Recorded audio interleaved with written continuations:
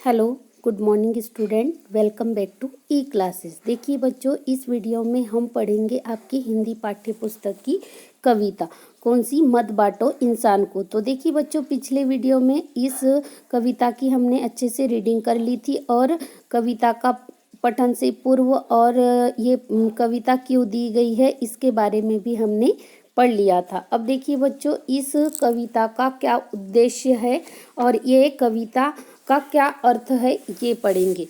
तो देखिए बच्चों, पहले पैराग्राफ के बारे में मैंने आपको बता दी थी। मंदिर मस्जिद गिरजा घर ने बांट लिया भगवान को, धरती बांटी सागर बांटा मत बांटो इंसान को। तो देखिए बच्चों, ये किसके द्वारा लिखी गई है कविता? विनय महाजन के द्वारा लिखी गई है। तो इस कविता का पूरा देखिए, ये कविता का क्या सार है ये अच्छे से आप देखिए।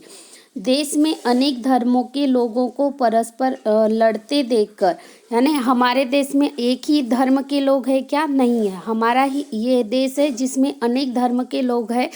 तो इन लोगों को जो परस्पर लड़ाई करते हैं, इसके लिए कवि ने ये कविता लिखी है। कौन सी? मत बांटो इंसान को। तो कवि ने कहा है कि मानव ने अपने स्वार्थ के लिए धरती आकाश सागर सभी को बांट लिया है। किसने? मानव ने। काय के लिए? अपने निजी स्वार्थ के लिए। तो इसी बंटवारे के आधार पर लोगों के मन को घृणा और द्वेष के भेद हो रहे हैं। इसी बंटवारे के कारण क्या हो गया? लोगों के मन में दूसरे लोगों के प्रति घृणा और द्वेष पैदा हो गया है। कवि यही बताना चाहते हैं इस कविता के माध्यम से कि कवि कहते हैं कि मनुष्यों के आपसी भाईचारों को मत बांटो। कहने का मतलब है कि मनुष्य के प्रति जो प्यार है उस या भाईचारा है उसको मत बांटो। परस्पर प्रेम की भावना और एकता ही अज्ञान और द्वेष की भावना को दूर कर सकती है। कौन सी भावना? एकता की भावना। जैसे हमने एक बार पढ़ा था कि नहीं कि एकता टूटने पर क्या हो जाता है, तो एकता की भावना बनाए रखना है। जिस प्रकार धरती आकाश सूर्य और मौसम का चक्र सभी के लिए समान है। ऐसा तो नहीं है कि धरती पे जो मनुष्य है उसके लिए सूर्य का प्रकाश अलग आता है और जो पशु जानवर है उनके लिए अलग आता है या किसी एक के लिए अलग आता है, नहीं। तो जिस प्रकार धरती आकाश सूर्य और मौसम का चक्र सभी के लिए समान है, उसी प्रकार पृथ्वी पर जन्म लेने वाले सभी इंसान कैसे हैं? एक समान है।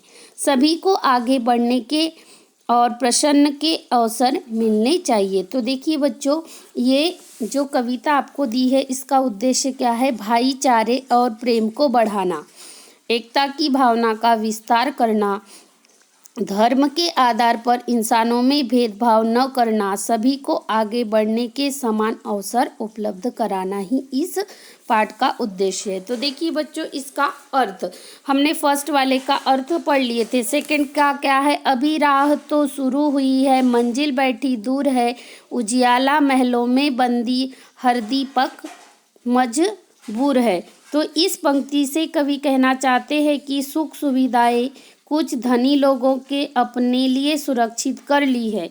इन्हें इकट्ठा करने के लिए उन्होंने असहाय लोगों पर अत्याचार किए हैं।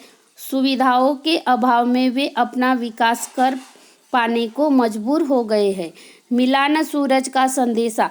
कवि यह बताना चाहते हैं कि कभी भी सूरज का ऐसा संदेशा नहीं मिला हर घाटी मैदान को, यानी कि जो पृथ्वी पर रहते हैं उन लोगों को, कि ये कवि यही बताना चाहता है कि तुमने धरती भी बांट ली सागर भी बांट लिया, लेकिन इंसान को मत बांटो।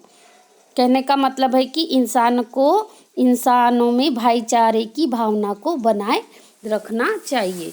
तो देखिए बच्चों, फिर है अभी भी हरी भरी धरती है, ऊपर नील वितान है, पर न प्यार हो तो जग सूना जलता रेगिस्तान है। तो देखिए बच्चों, कवि कहते हैं कि अभी भी हमारी धरती सभी के लिए हरी भरी है और ऊपर आसमान की सुविधा सबको मिली हुई है। प्रकृति की ओर से हमें समान सुविधाएं दी गई है, किंतु समाज में आपस में प्रेम